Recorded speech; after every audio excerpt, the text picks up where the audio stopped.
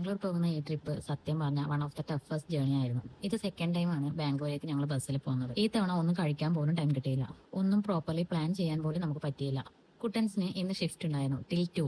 അതിനുശേഷം packing cleaning എല്ലാം plan ചെയ്തതായിരുന്നു. ഉച്ചയ്ക്ക് കഴിഞ്ഞ് ഭക്ഷണമൊക്കെ കഴിച്ച് അമ്പാടിനും ജാനിനും ഉറക്കിയിട്ട് പാക്കിങ്ങും ക്ലീനിങ് ഒക്കെ ചെയ്യാനായിരുന്നു നമ്മുടെ പ്ലാൻ. അവരെ ഉറക്കാൻ നിർത്തി ഞാനും ഉറങ്ങിപ്പോയി. ഞാൻ ഉറങ്ങുന്നതുകൊണ്ട് കുട്ടാട്ടനും ഉറങ്ങി. We both woke up at 4. അപ്പോൾ ഒന്ന് ഇമാജിൻ ചെയ്യും, പാക്കിംഗ് പെൻഡിങ്, ക്ലീനിങ് പെൻഡിങ്, കിച്ചണിലെ വർക്കൊക്കെ പെൻഡിങ്, എവറിത്തിങ് പെൻഡിങ്. ഫസ്റ്റ് ഞങ്ങൾ പാക്കിംഗ് കംപ്ലീറ്റ് ചെയ്തു, ദെൻ കിച്ചൺ ക്ലീൻ ചെയ്തു. ബിക്കോസ് ഒരു 3-4 ദിവസം കഴിഞ്ഞ് തിരിച്ചു വരാനായിരുന്നു പ്ലാൻ. ആൻഡ് ഞാൻ ഉച്ചയ്ക്ക് തന്നെ വെജ് ബിരിയാണി ഉണ്ടാക്കി വെച്ചിരുന്നു. ബട്ട് കഴിക്കാൻ ടൈം കിട്ടിയില്ല. ഫ്രഷായി റെഡിയായി വരുമ്പോഴേക്കും ടൈം ഒരുപാടായി. സ്ട്രെയിറ്റ് ബസ് സ്റ്റാൻഡിലേക്ക് ഓടി. ഡ്രൈവർ ഓൾറെഡി വെയിറ്റിംഗ് ആയിരുന്നു.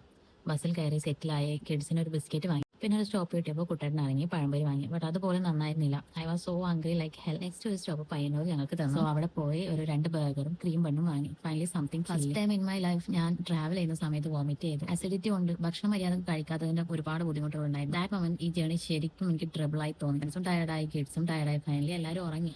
മോർണിംഗ് ഒരു 4:45 ബാംഗ്ലൂരിലെത്തി. ഒരു ക്യാബ് ബുക്ക് ചെയ്തു. ആക്സിഡന്റലി ഡ്രൈവർ ഒരു മലയാളി തന്നെ ആയിരുന്നു.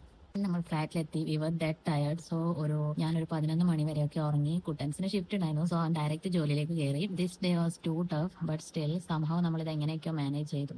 അപ്പൊ അത്രേ ഉള്ളൂ. അടുത്ത വ്ലോഗ് കാണാം. ബൈ.